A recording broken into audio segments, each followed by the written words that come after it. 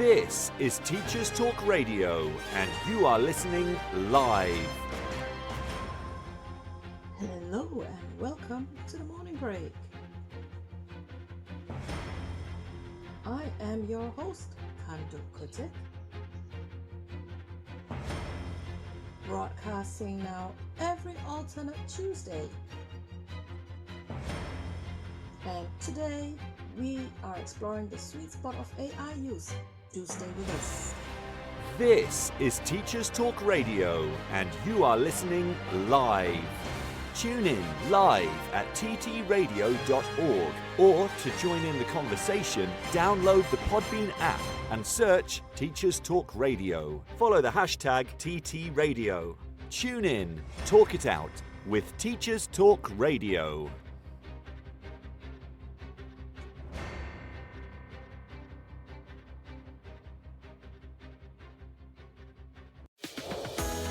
At AQA, we work with the UK's largest teacher network to shape the future of assessment.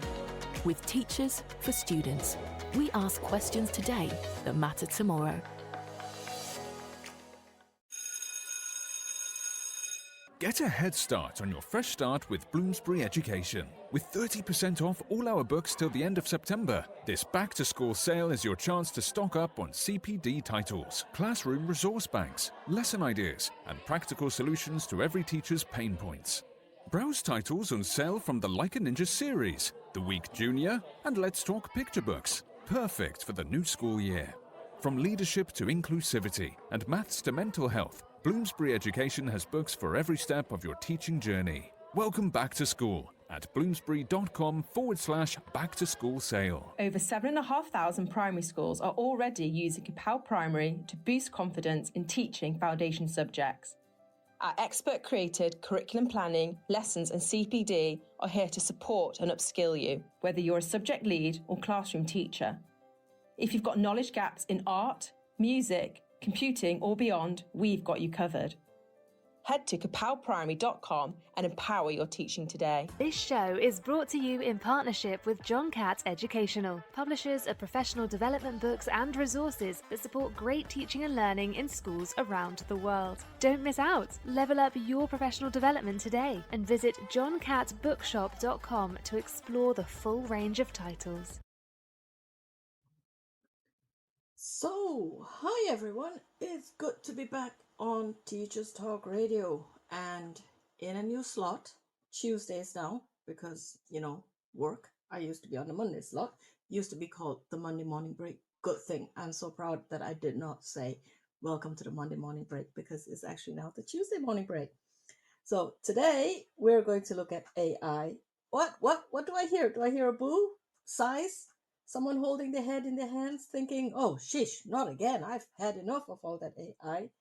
Yes, these reactions I've just mentioned and other reactions, both positive and negative, that's not uncommon. Robert's heard and seen many of them. Yes, AI, my friends, is scary.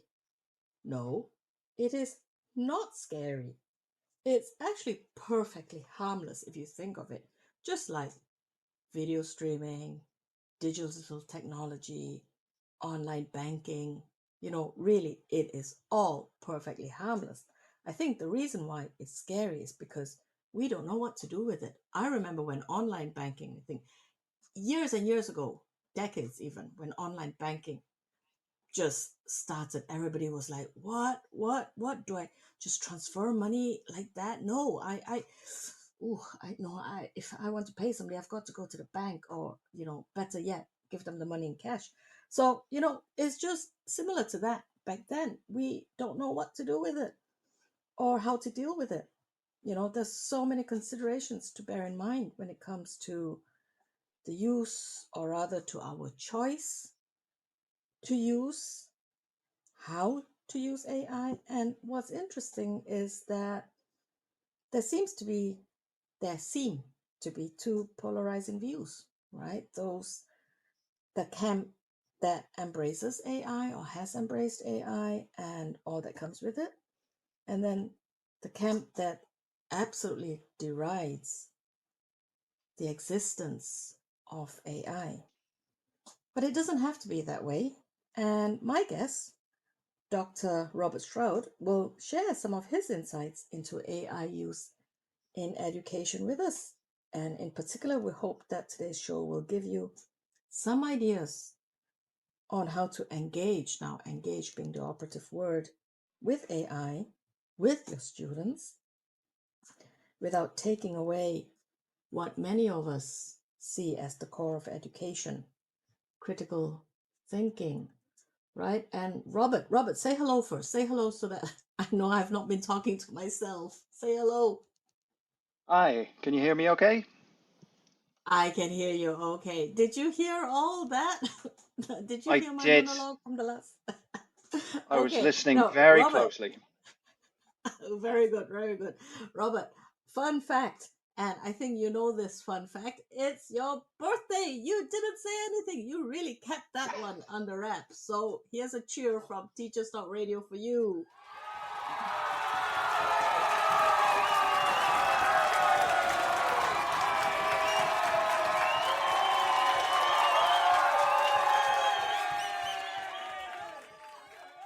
You got me. So, did you not know it was your birthday? I tell you what, I've had quite a busy day, and there was a point of today that I did forget, but yeah, thanks for the cheer. It's definitely made it real now. Happy birthday.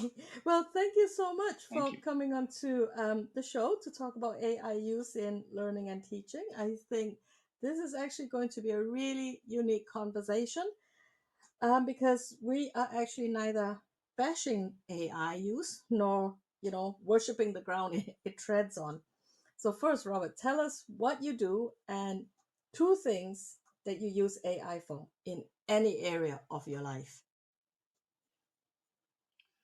Okay, that's a very good way to start. Well, I'll talk a little I bit about know. myself then. Yeah.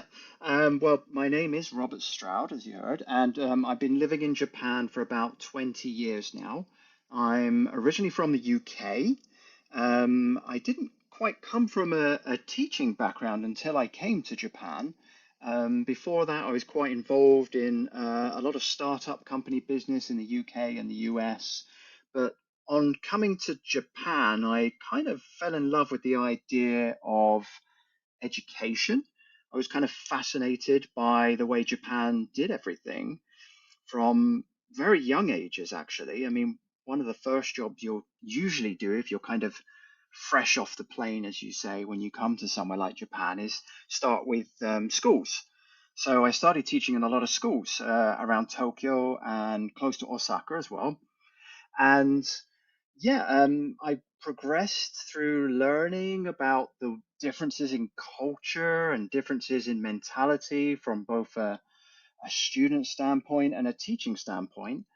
And yeah, the rest is kind of history. I've been here for a long, long time, wife and kids. And recently, I mean, just the shift in technology has really taken a grab of me, as I think it has most people who are probably listening to this, either in a positive or a negative way. It's just something very real for us and our students. Prior to that, I've done a lot of work and a lot of research on things like task-based language teaching within my language learning classes.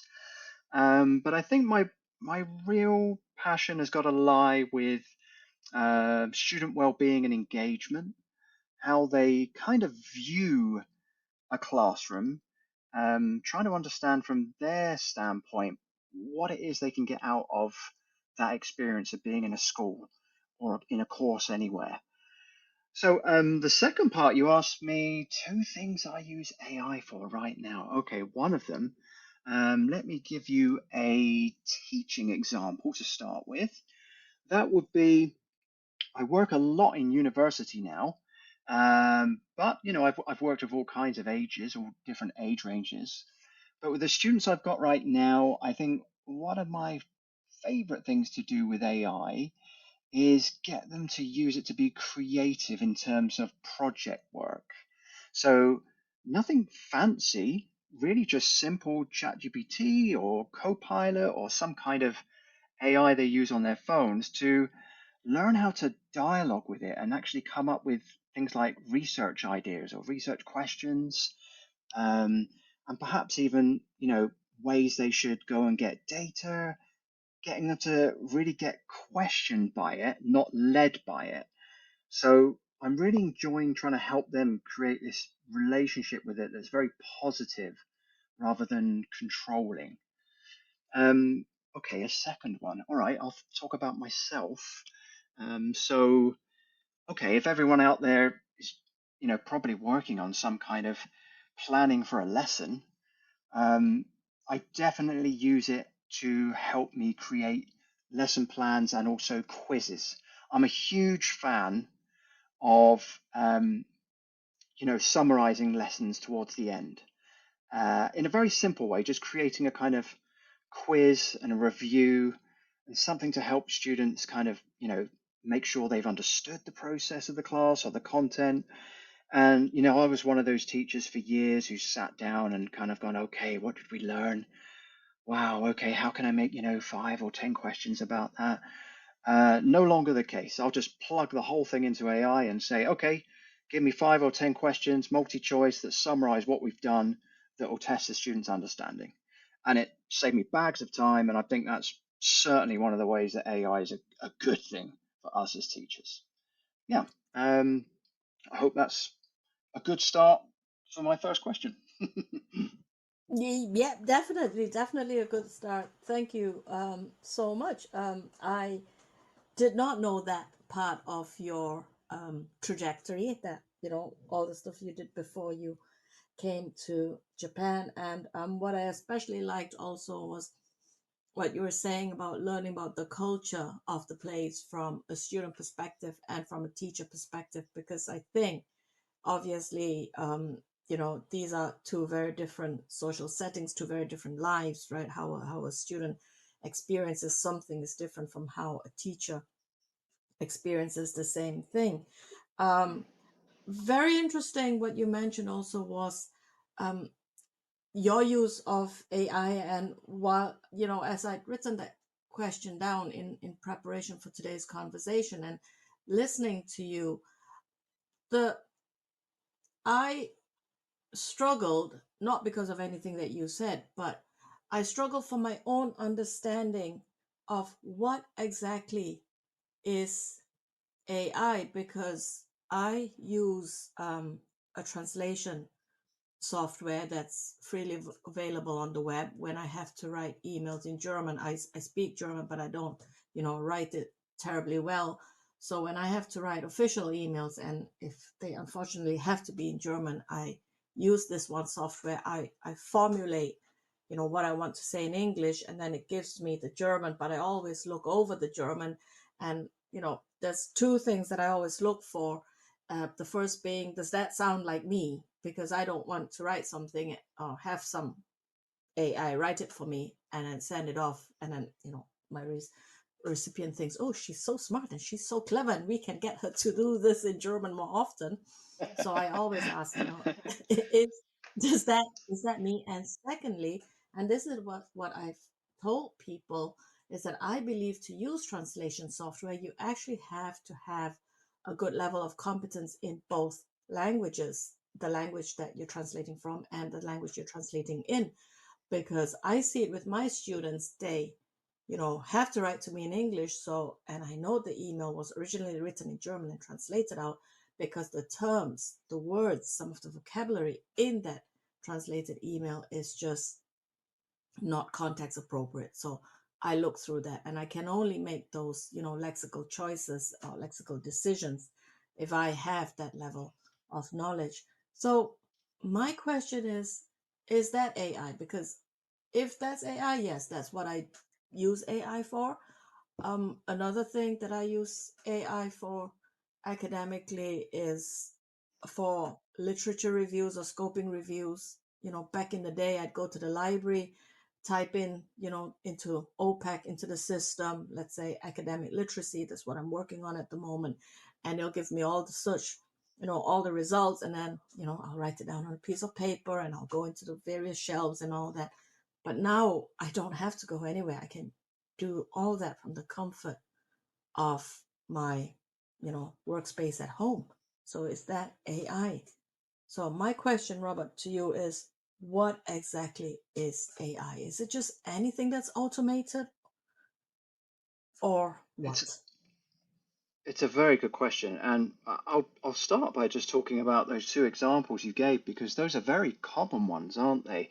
I think in terms of things like translation, as you were talking about emails, and we're not just talking about emails, we're talking about cross-cultural communication by things like Zoom as well now, which has AI integrated into it. Um, Mm-hmm. there's a huge amount that it can do now for helping us understand people not only from a different country, but as you said, there are cultural differences between those countries. And on top of that, we have to consider the register, like who we're talking to. So, I mean, you wouldn't, as you kind of were mentioning, if you were talking as a student to a teacher, there's certain ways you would and wouldn't speak to them. And AI is getting very, very good at doing that. And I would certainly say that is one of the ways that AI is going to change things and has been changing things. Um, if I put it into the Japanese context, kind of, I'm sure it'd be very similar to the German context you were just talking about. Um, Here, of course, hierarchy and, seniors and juniors, who you're talking to. I've struggled with that for years because you actually change the vocabulary, the language, even the grammar Mm-hmm. that you use sometimes, depending on who it is you're talking to. Is it someone below you, someone above you? And kids are very good at that here, getting that, and it's really drilled into them. But if you're a foreigner, for example, as me, and I'm quite ignorant to it sometimes because it's just a lack of time of learning it, I found AI very, very helpful because in the past it would be a case of what you mentioned, where I would just put it into Google Translate and say, okay, put this English into Japanese. And now that my Japanese is a lot better than it used to be, I can look at that now and just go, yuck, that's not what you would say. But AI, if you give Mm-hmm. it the context, you can say, I will be speaking to this person, the situation is this, the outcome should be this, and give it all of these parameters. It's now able to actually fine tune the communication to sound perhaps too good. Like you said, I'm worried sometimes people read what I put and they're like, wow, this guy, maybe we should give him more to do in the university because his Exactly. communication Yeah. sounds absolutely perfect. Yeah. um, I mean, the other thing you mentioned as well, which is a huge thing for everyone listening and for you and I, is research. What is AI when we talk about our research lives? And I think we still have to be a little bit careful about trust. I mean, up until, not so long ago, hallucinations with AI, just basically it making things up when it doesn't have an answer, have been something that has gone on. And, the people who have been using it as teachers have spotted this and gone, okay, you know, um, analyze this data for me or get me some papers to support this argument. And then when they actually follow through and check on all of it, they go, wait a minute, none of this actually makes sense, or that isn't real, it's hallucinating. And we've discovered actually that is a part of AI. So AI Mm-hmm. isn't quite trustworthy in that area yet, but it is improving.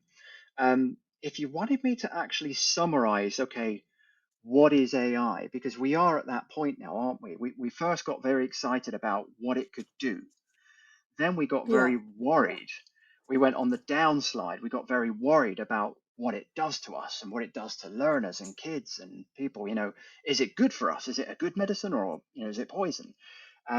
But now, as you said, those thoughts have kind of blended together a bit. I think these two camps are kind of merging, and people are, like you said, they're not as scared as they were a year ago, and we're now trying to find out what it is and where it belongs. I would say it really needs to be a tool that pushes people to think more, not think for them. So if that sounds Mm-hmm. very vague, I'll put it a bit more into context. Um, I mean, I explain to students what AI should be in their lives. And if it's young students, kids, perhaps my two daughters, I've had this conversation with them recently, and we've talked about AI. What is it? Why is it there? And it's easy to think of it as you just get the answer. And I've said, well, it's not. It's like playing a video game. I said, you like games. We have a Nintendo game system at home, and we love playing tennis and all these games and things. And they're tough. I mean, they constantly beat me on them, and it's very hard to get good at these games. So I say, okay, let's think about a video game. This is something that you want to get better at. AI, if you use it in the wrong way, is just going to finish the game for you. If you use it in the right way, it's going to train you how to do the skills so you can be really good at that game. And they get it. They kind of understand, okay, it's something I use to improve me. So if we constantly keep that as a mindset as students and teachers, and it's really easy to understand. And if you just constantly remind classes and remind ourselves of that, it's not a scary thing at all. The other example I give to adults, and I remind myself of this, and to my students at university as well, is think about when you drive a car, when you go for driving lessons.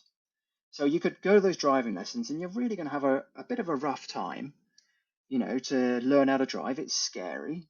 But if you do get through it, you've got all these valuable skills that you've learned for the rest of your life. You've learned how to, anticipate danger, make turns, think about things around you, have confidence. AI, if you use it in the wrong way, would be a self-driving car. And if it breaks down, Mm-hmm. you can't go anywhere.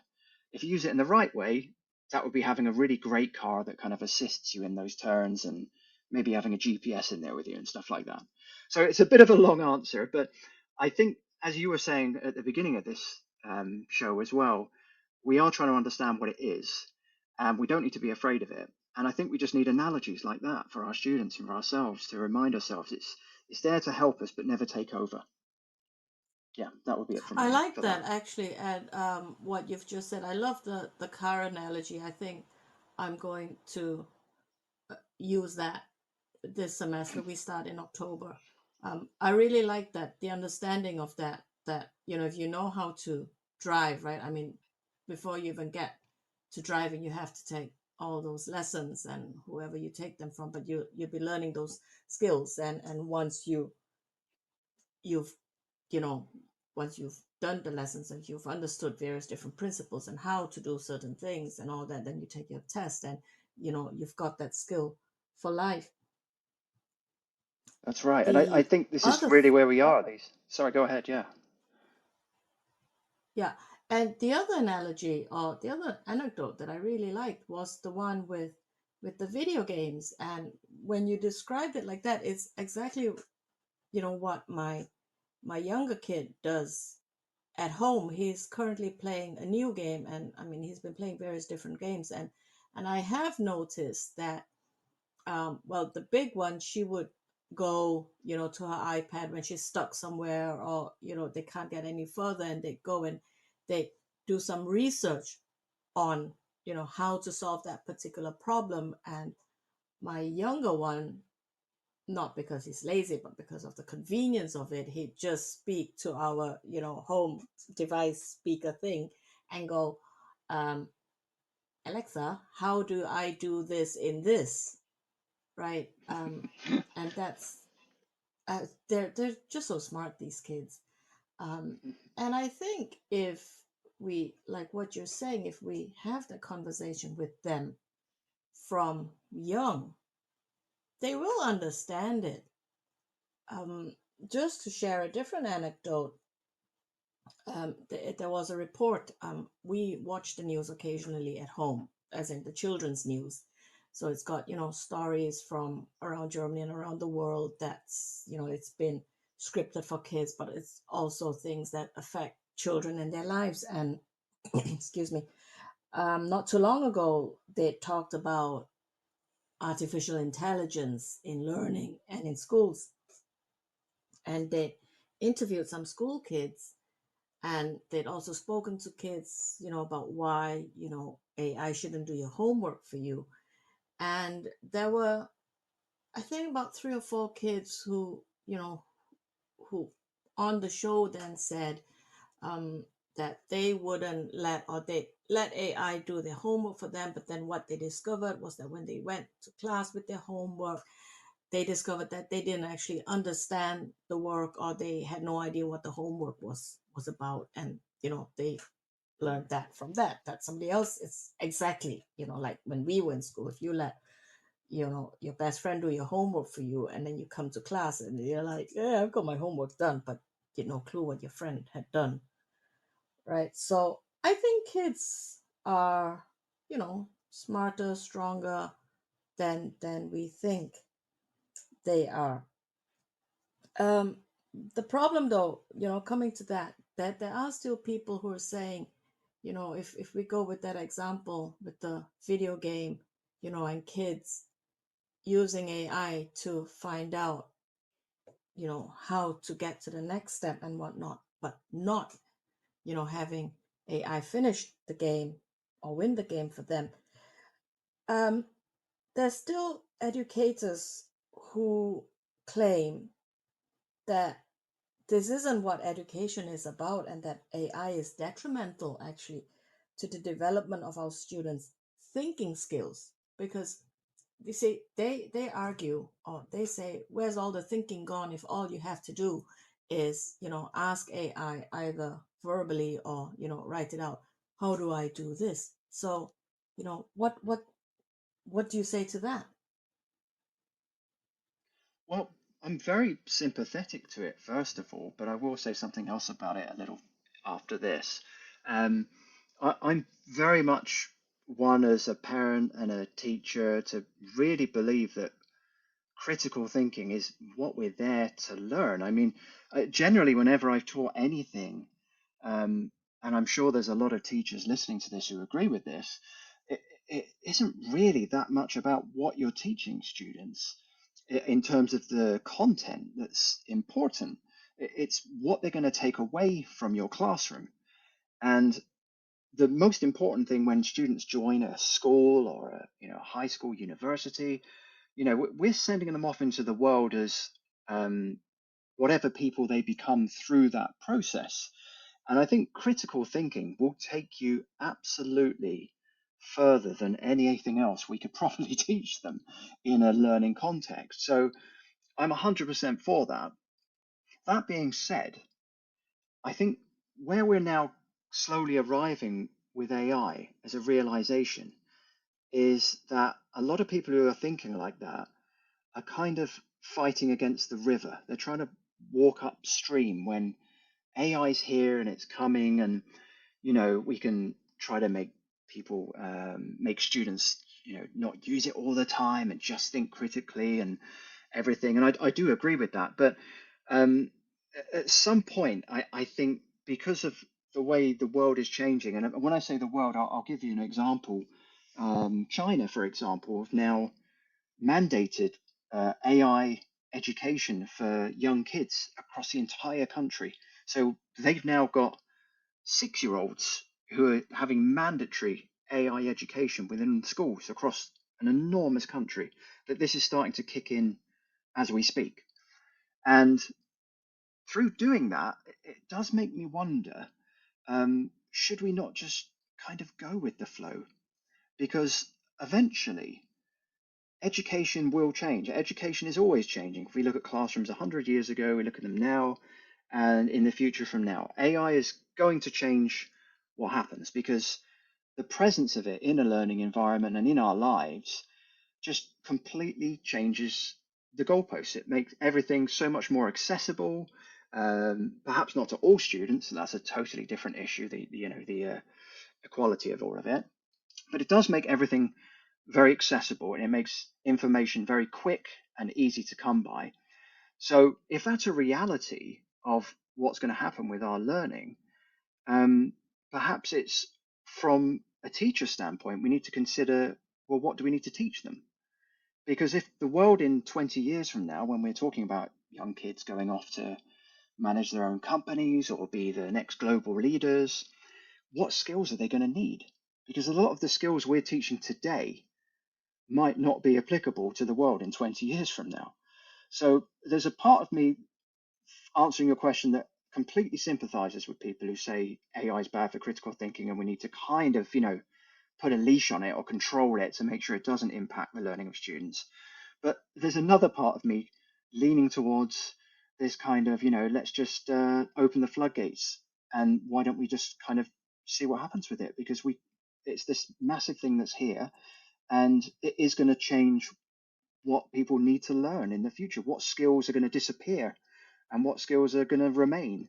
I mean, just simple things that, coding has disappeared completely. So all of those kind of jobs, and if you've got kids in school and you're interested in getting them into computers, we now have to think about what does that mean to be good at a computer anymore, rather than thinking, Mm-hmm. okay, I shouldn't let them use AI, and I should get them to use these programs and get good. 20 years from now they'll be in a company doing this.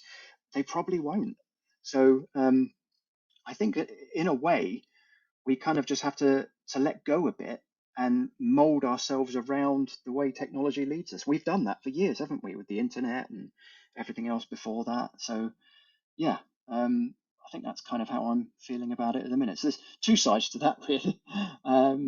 Yeah, Yeah, but yeah, I yeah. think that. No, but yeah, sorry, but I totally understand what you're saying. I mean, I remember back in the day when, you know, internet searches became, well, first of all, the internet became more widely available. It wasn't just, I remember when I first started studying, the only place I could get internet was at university, at the university library. And then, with the advent of cable and every house having excuse me, having stable internet at home, people could start doing their internet searches at home. And that's where we were teaching our students what to do with all the search results that come back, right? So you put something into the search field, and the advice is usually don't go for the very first thing you see. Look, you have to learn to look through it, and depending on which browser you use, sometimes you see the first two lines of whatever that search result is. And I think that's the same thing that we have to do. If we Right. taught them how to use um, OPEC, the OPEC system at the library, and we taught them how to use, various search engines for their search. Why are we now saying, oh no, I mean, it's part of life, it's part of progression. Um, so, we've just got to take it in our stride and say, okay, now this thing is new, and let's learn it together, and we're going to show you how to use it. Um, so I've actually got three questions, and I'm gonna let you decide what we want to look at, what we want to unpack first. I'm really interested to have you share again, the research that you've done on students' perceptions of AI use, because Mhm. that's I have the camp. Well, I know many instructors, many educators who think, oh well, students, they're totally embracing it because it's taking the blood and the sweat out of academic study for them.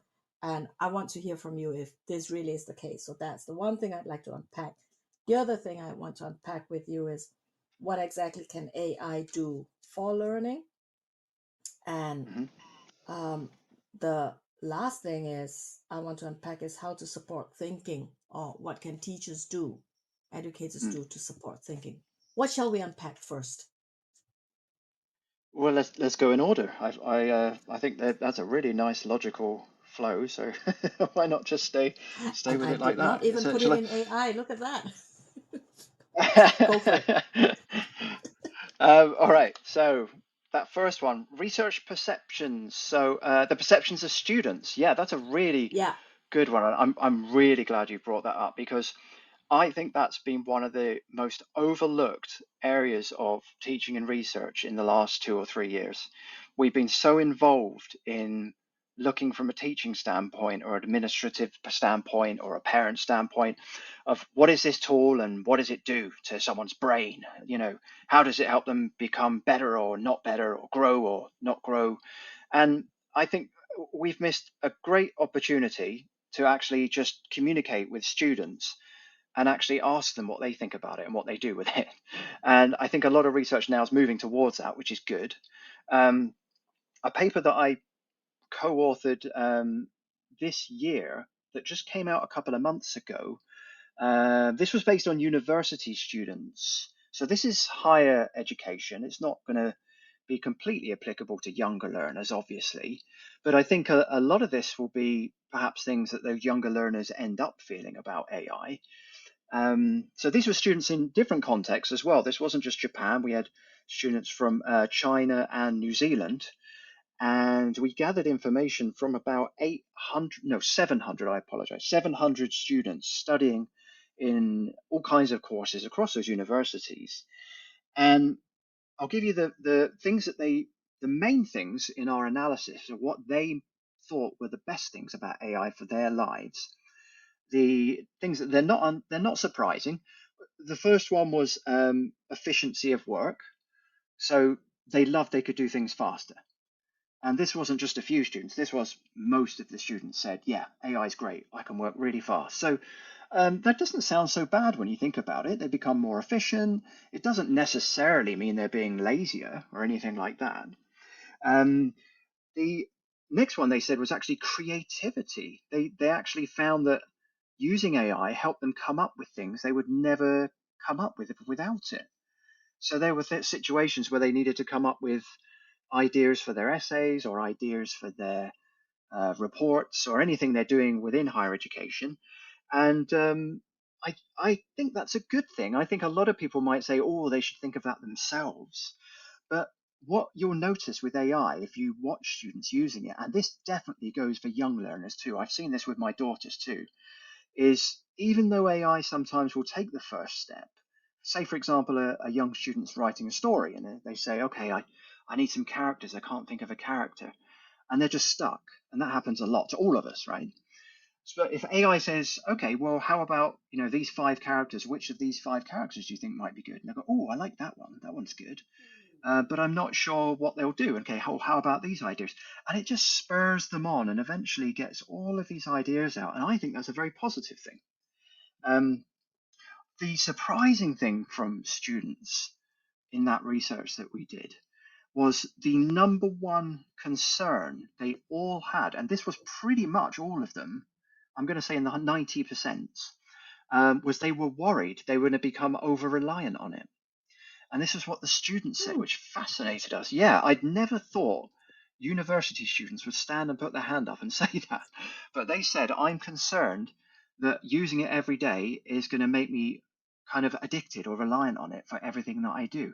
And that is definitely something that can happen. So they're aware of it, I think, students, perhaps older students more than younger students, because younger students just get, we talked about video games, they'll get addicted and not even know it's happening, right? But I think there's a lot of positive things that, young students and older adult students are seeing with it. So in terms of their perspectives of it, definitely in, I'd say, 2021, 22, maybe 23, everybody was thinking, the word cheat, cheat, cheat. Now I think it's much Yeah. more of how can it get me ahead? How can I get ahead? Because it is a race and it is a competition, as is life. So if they're thinking about it, of how can I get an edge in my life by making myself more efficient with this, that's a good thing. So I think that's the thinking from what I see and read and, I've heard others talk about at the moment that a lot of students are thinking. And I think that's positive. Um, what's the second one? Was what can we do for AI for learning? What can it do in the learning, right? Yeah. So Yeah. it kind But of just connects. hang Do on, you want me to pause hang there? on Okay. there first. Yeah, yeah. Mm, Hang on. We're gonna unpack this, remember. So, mm, um, I think, yeah, so your three main findings, the first one being efficiency, and I think that shouldn't surprise us because that's the trajectory of life.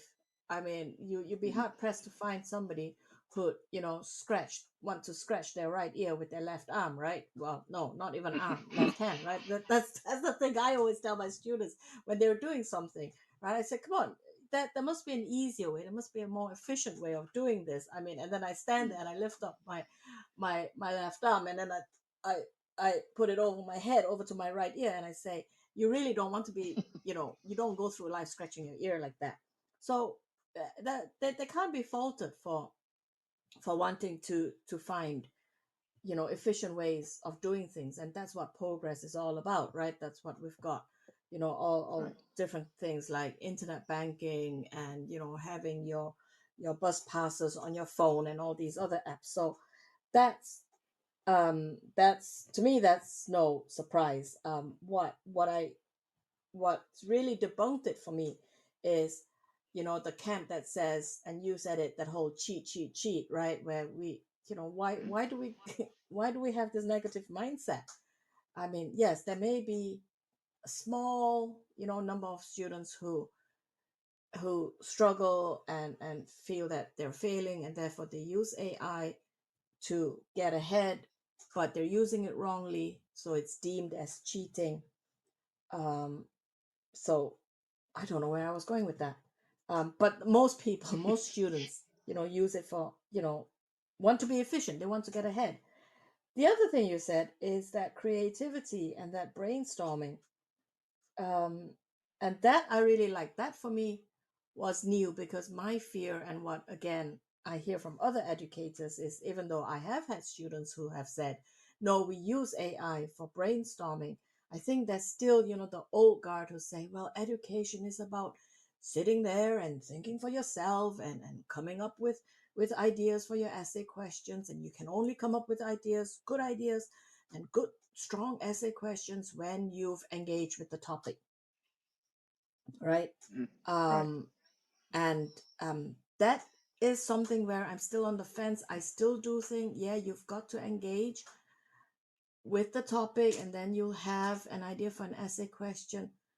But I also think, and this is what a student has said to me, because education, our courses are so different now. We've got a 15-week course, and at the beginning of the term, they've got to come up with a project already, Hmm. right?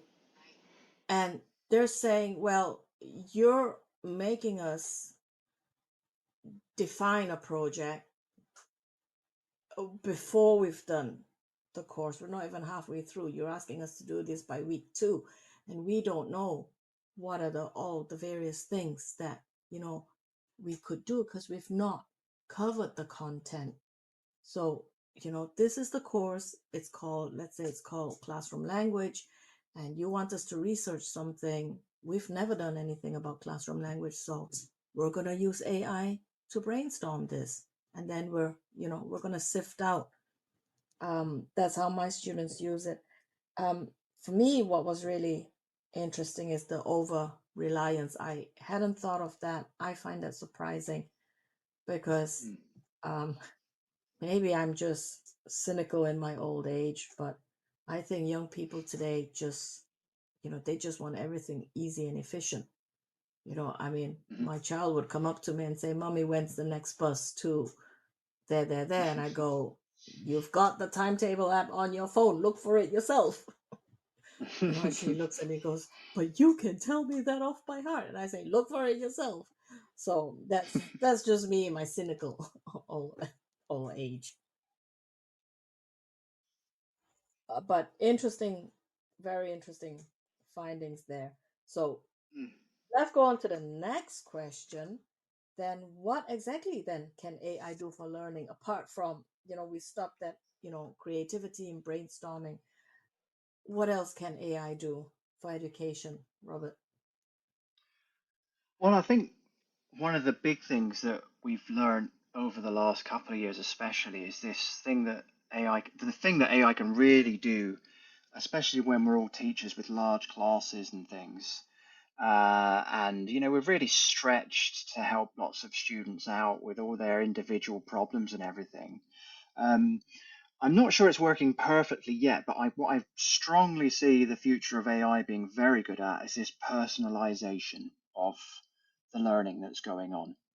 And when I say personalization, I mean a lot of people might think about, okay, someone who's struggling with a class more than another student. It can perhaps, if they're talking with AI to undertake some kind of coursework or classwork, maybe it can slow down a bit for some students, adjust to their level. It's getting very, very good at understanding the person that uses it in a shorter amount of time. That's what's been happening in the last, I would say, especially 6 months. And if you've got students in a class, perhaps even special needs students, for example, who perhaps need to be learning with different types of modes. Maybe they're much more visual or much more auditory, or they have different skills that will help them learn and keep up the pace with other students. AI can do that, and it can identify that stuff, and it can slowly, through every single interaction that it has with a student, kind of adjust to them. It doesn't happen straight away. We've learned that quite quickly. And a lot of students Mm-hmm. and teachers and researchers have learned that, like AI doesn't understand me, it doesn't understand my needs. But if you work with it Mm-hmm. for a while, it can become a very good personal coach. And we're speaking now about this, and we use AI, I'm sure, like every week, maybe every day. And Mm-hmm. every time you go back to it and have a conversation and say, look, I need to do this today. I need to find this out. I need to make this. It will kick off by saying, oh, hi, Robert, how's you doing? Yep, okay. And it will put it in a format that it knows I like to read. For example, it knows that I like to look at tables. I'm a very table person. I don't know why, but I just Yeah. like to compare things, and I just like to look at, like, three different things I'm comparing. If, for example, I want to do some kind of approach to research, or I want to make some kind of activity, I'll say put it in three different tables and do a pros and cons list and compare it for me, and it knows exactly how to do it to make it work for my old brain. And for young learners Mm-hmm. and university students, it's this personal coach that gets better every month. It really is improving at a very strong, fast speed at the moment to help them with a personalized approach, and that's something we'll never have time to do with students. The problem with that is that we are leaving them alone with it. So we do have to have some kind of intervention, especially younger learners, to make sure that what it's saying to them isn't, misleading or dangerous or any of these things. So we shouldn't put 100% trust in it yet, or maybe never. But if you're asking what it can do for learning, a quick summary for me would be, yeah, it can be that personalized coach that never gets tired, can be contacted any time of the day. But that's also quite a scary thing. Yeah, yeah. I mean, we've heard, some scary stories that we're not going to share here. But Mm, like everything else, you don't just let your students loose on it, right? You right. work with them, and depending on the age of the students, you'll need to have more hand holding or more guidance than than others. Um, I like what you said about that personalization. It reminded me of adaptive learning or adaptive testing, right? Mm, Depending on the level of the students, the test questions would then be right. adjusted. Right. And I think that's really positive for education. And like what you're saying, our classes are getting bigger. We can't be there for everybody. And I would really like something like that, where I could then work with, my weaker students or my stronger students. Um, it frees up more time for me as a teacher, or even I think for the student, if they've got access to AI and they know how to use it properly, it frees them up. I do remember back in the day, and when I compare, you know, um, writing an article or a book chapter that, I recently written, and back when I was doing the research for my master's, sans I spent, you know, so many hours in the library and so much time doing the legwork for the research, the physical legwork, like going to the library, right? And now, that's all that just having AI, that really, really frees up time for me to focus on the actual writing, the actual wording, and the thinking process. So Hmm. that's really cool.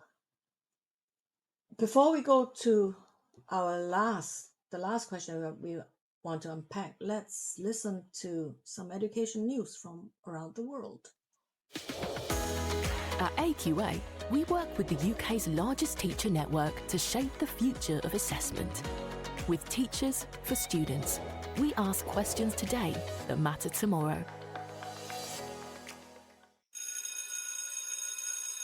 Get a head start on your fresh start with Bloomsbury Education. With 30% off all our books till the end of September, this back-to-school sale is your chance to stock up on CPD titles, classroom resource banks, lesson ideas, and practical solutions to every teacher's pain points. Browse titles on sale from the Like a Ninja series, The Week Junior, and Let's Talk Picture Books, perfect for the new school year. From leadership to inclusivity and maths to mental health, Bloomsbury Education has books for every step of your teaching journey. Welcome back to school at bloomsbury.com/back to school sale. Over 7,500 primary schools are already using Kapow Primary to boost confidence in teaching foundation subjects. Our expert-created curriculum planning, lessons and CPD are here to support and upskill you, whether you're a subject lead or classroom teacher. If you've got knowledge gaps in art, music, computing or beyond, we've got you covered. Head to kapowprimary.com and empower your teaching today. This show is brought to you in partnership with John Catt Educational, publishers of professional development books and resources that support great teaching and learning in schools around the world. Don't miss out. Level up your professional development today and visit johncattbookshop.com to explore the full range of titles. This is Teachers Talk Radio, and this is Teachers Talk Radio News.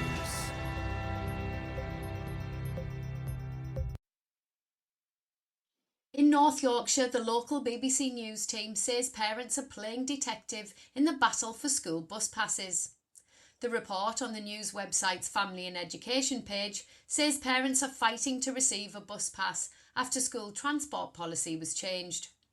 Secondary pupils are entitled to free transport if they live over 3 miles from any school. However, after changes to local policy, they will now only receive free travel to their nearest school, instead of any which are within their catchment area.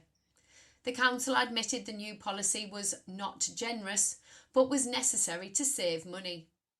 Parents have not only criticised the changes, but also the communication, as emails went to junk boxes and WhatsApp groups had to be relied upon. Families living in rural parts of North Yorkshire have said transport has always been an issue for some, but that the change in policy has made things even more complicated.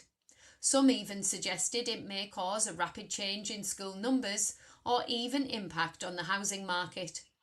North Yorkshire Council said changes had to be made because if we had done nothing, the rising cost of home to school travel could have a crippling effect on the services we must deliver by law. In The Guardian, Esther Jai, mother of murdered teenager Brianna Jai, is again calling on the government to legally ban smartphones in schools. She is joined by actress Kate Winslet in an ongoing campaign to change the rules in order to limit young people's contact with harmful content. Research quoted in the article suggests that in England and Wales, only 11% of secondary schools were currently implementing a full ban on bringing smartphones into school, or requiring pupils to leave them in a secure and inaccessible place all day. Mrs. Jai says a ban would have solved many issues for her daughter and lowered the risk of online harms. The government has resisted banning smartphones in schools, insisting head teachers are able to take their own actions. Guidance issued in 2024 says schools should develop a policy that prohibits mobile phone use throughout the day. Subsequent research by the Children's Commissioner found that whilst 90% of secondaries had some restrictions on use, only 3.5% banned phones and 7.9% required pupils to hand them in. Technology Secretary Peter Kyle said this summer that schools needed freedom to implement guidance in a way that works for them, but said if schools need more help, we will look very carefully at that because we want to make sure that classrooms are free of smartphones. The new phone-free education campaign is calling for ministers to introduce a full legal ban, including funding for schools to pay for lockable pouches or similar. Other supporters of the campaign include the singer Will Young, the organisation Mumsnet, and Jonathan Head, author of The Anxious Generation. The group have written an open letter to the Prime Minister and Education Secretary Bridget Phillipson. Further information on the campaign can be found online. The Guardian also reports that the government's recently announced crackdown on international students who overstay their visa could hurt cities where universities help power the economy. Tens of thousands of overseas students are being contacted by the Home Office to say they will be removed from the UK if they overstay. However, the Centre for Cities think tank said changes could have a negative impact on many places outside of London and the South East. Almost 3 million students return to universities over the coming month, but growing numbers of universities are being drawn into a financial crisis driven by falling international student numbers, funding cuts, and below inflation increases to tuition fees. The tension between immigration policy and aspects of Labour's plan for change has increased over the summer break, and many acknowledge there is no quick or easy fix. More details on the Guardian website. Finally, Schools Week reports that Delta Academies Trust, England's second biggest multi-academy trust, have named a successor following the departure of long-serving CEO Sir Paul Tarn. Andy Barnett has been appointed to the role from his position as Associate CEO. Delta has 63 schools within the trust and only United Learning is larger.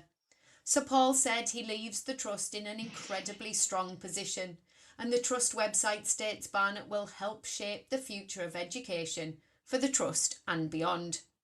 More details on Schools Week. This has been Teachers Talk Radio News with Joe Fox. And this is the Tuesday morning break with me, Khanh-Duc Kuttig. I'm here talking with Robert Stroud about AI use in education. We've unpacked a couple of questions. What exactly is AI? We looked at some of the research that Robert had done about student perceptions of AI use. And now, our third question, Robert, is how can we use AI, or what should teachers be doing to support, when using AI, to support thinking rather than to shortcut it, to, replace thinking? This is my favorite question. This is what I Oh, think about the most. I've been, yeah. This is the question, isn't it? I mean, we've got this thing, and we have to make sure that it's doing, good for our students. So, um, yeah. I'll go into a few things. I think the first thing that we really need to focus on is helping our students reflect on AI, even at a young age. Not just us saying, okay, you know, this is AI, it's either great, it's bad, this is what you must do with it. We need to have students understanding it from the beginning in terms of what it is, in terms of what it can and can't do for them. So, some of the Mm-hmm. activities that I've heard about and I've used and work fantastically well, things like the Turing test. Alan Turing's test of AI, if you remember that, is, when you have a conversation with someone or something, is it a machine or is it human? So you could have Right. something written down that a human wrote, maybe a kid, maybe a student, maybe an adult, and then have AI write the same thing and have them look at it and think about it. Okay, which is which and why? You Mm. can also, I like to do prompt challenges or prompt competitions. Have everyone be given a challenge. For example, I need you to write a 2-paragraph story about an animal that's happy or a good adventure or something like that. And the challenge is you can only ask AI to do it once. So they would ask AI with one prompt, Oh, and you'd compare okay. who made a good story, who didn't make a good story.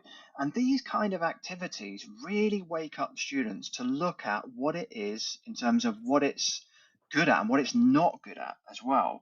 And these are fantastic critical thinking activities that you can do with students. Other ones include things like fact checking. This might be very hard for young learners, maybe a little bit older, but not Mm-hmm. too difficult. For example, you can ask AI to come up with some information in the news or something like that, and then ask them, okay, now I need you to verify that with 3 sources that you don't use AI to find these sources. So we've got all these things to help them think about what AI can and can't do, and ways to actually, ironically, boost their critical thinking rather than take away from it. So Mm-hmm. reflecting on learning is a very, very important step for us to take with all levels of learners now. The next one is where we place it if we do decide to do that in the learning process. If, for example, we've got a classroom of students who are, maybe primary school, and if you decided, or it's happened that AI is there and you're going to be using it, as you were saying at the beginning of this show, one of the worst things that can happen is that AI just kind of takes over and does all the thinking for you at the beginning. You don't want that to happen. Right. So I think one of the most important things that we can do as teachers and educators is allow it to support or back up feelings and opinions and ideas that people have, or when they get stuck, but not come in as the leader at the very, very beginning, because then it really does take over what you're trying to do. And anyone listening to this, if you want to empathize with that, perhaps you've when AI first came out, tried to do something entirely with AI. Maybe you said, look, I want a lesson plan, make it, go. And by the end Yeah, of yeah, it, yeah. you didn't know what the lesson was about. You kind of went back and maybe gone, oh, okay, I've got to start again. The best thing to do is actually come up with your ideas and talk to it and communicate with it. You're still thinking about it. You're still learning as a student if you do things like that. So where you place it within that time frame or that process is very important as well, I think.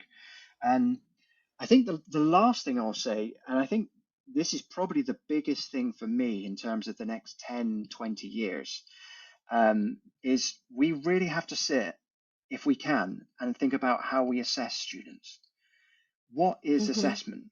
That is going to change hugely, because AI is going to get more and more prominent, more and more present, more and more utilized at all levels of education, I think, over time, no matter what we do about it. So I think eventually we're going to move away from product towards process. And what I mean by that is we need to be looking at what students are thinking during their learning, not just what they create.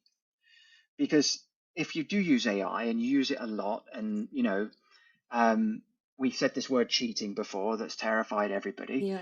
Yeah.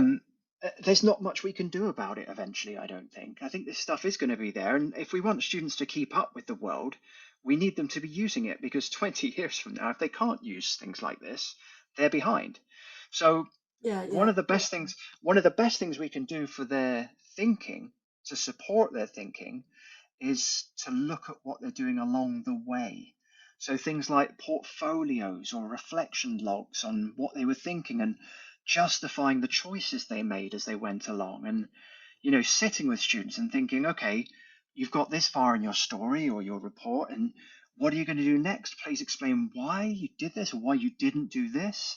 It sounds quite time consuming, and perhaps it is, but if we're really going to nurture the thinking of students, when they've got this enormously powerful tool that's far more convenient than a teacher ever is in giving them what they want, we have to think about how we work, how we assess what's going on in their minds as they go along. And that's going to continue to change. And I think we just need to just be really thinking ourselves a lot about that. Like, at what point of the learning process do we step in and go, okay, this week's interviews with the students, I need to find out what they're all thinking, and I'm going to assess them on, what their plans are for the next step of this learning, rather than what they make by the end of it, because they could all just make something perfect by the end of it now.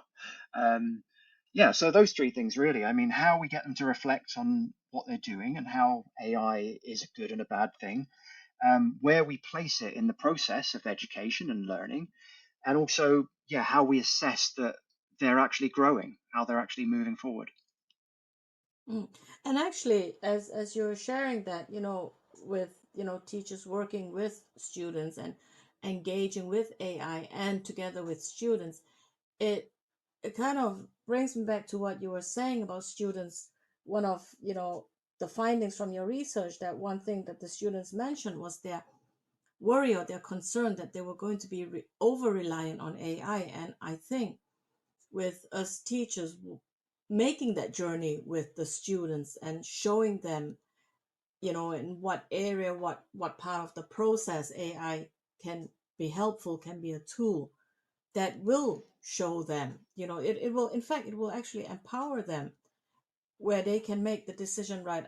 I've come this far with AI, I can do the rest myself, right? So Right, it right. it kind of helps with that. And before we finish, because we've actually come to the end of our hour, and it's been a really interesting conversation. As you were talking about, teachers actually engaging with AI with their students, it's the exact opposite of what I've been reading, in social media. I know you're not supposed to believe everything you read on social media, but there are these groups, right? AI use in higher education and whatnot, various other teachers who who who've been calling for the return of, in-class exam essays or blue book essay tests, and or teachers who create an essay assignment, and I don't know how to describe it, but they've got like dud words in the assignment, like the word penguin, you know, or some have used some kind of tag where the word penguin doesn't show up in the actual assignment, but when a student were to copy paste it into AI, the AI would pick up on the word penguin, and then whatever essay they're writing about, let's say if it was about one of Shakespeare's play, and suddenly, it's returned with an essay. It returns you an essay with the word penguin all over the place, which would enable the teacher to see, right, that the student has cheated. I think, first of all, whether or not it's ethical, that's questionable. But this whole thing about back to in-class exams, I've got colleagues who say we don't do paper pen exams or take away essays anymore. We do oral, only oral exams. That's regression, really, and it's totally against what you're saying, and I totally agree with you here. We've got to rethink our assessment, also because, education's changing. How we teach, how I've taught, how I teach has changed in the last 30 years that I've been teaching. What our students are going to go out to be doing is also changing. So, I think my message is we've got to go with the flow, really, and not see it as something harmful and dangerous, but to kind of ask ourselves, how can we make this work for us? Right. I'm 100% for that. Yeah. I Yeah, think that that was just, yeah. I was just going to say, yeah, I mean, to back up what you're saying, I think we just need to keep looking 20 years ahead. If you're looking at students in front of you, don't just look at them in a box, which is your classroom. Think about 20 years from now. What is the world going to need them to be able to do? And yeah, maybe as much as we can without putting them in any danger or anything like that with technology, we need to let go. Yeah, I agree. It's part of 21st century skills. Remember, I think 10 years ago, we were talking about 21st century skills, and now we're taking those skills away and regressing. But anyway, Right. on that note, Right. everybody, on that note, we have come to the end of our hour. And Robert, it has been very interesting. Thank you so much for being so gracious. Actually, you've been really gracious, considering that this is a special day for you, and 7 p.m. now 8 p.m. in the evening in Japan. I've enjoyed speaking with you, and ladies and gentlemen, everyone, wherever you are, you've been listening to the Tuesday Morning Break. We will be back in 2 weeks. Well, I will be back in 2 weeks. Robert, not so much. And this time in 2 weeks, I will be discussing English language teaching as part of the gig economy. So if, we're going to unpack the elephant in the room here next week. And until then, please like and subscribe to receive notifications of upcoming shows and to support Teachers Talk Radio. Thank you very much, Robert. Have a very good evening. Thank you, Khanh-Duc. Thank you so much.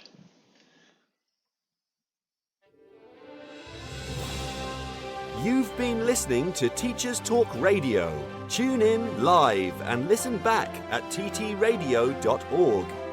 We look forward to hearing from you next time on Teachers Talk Radio.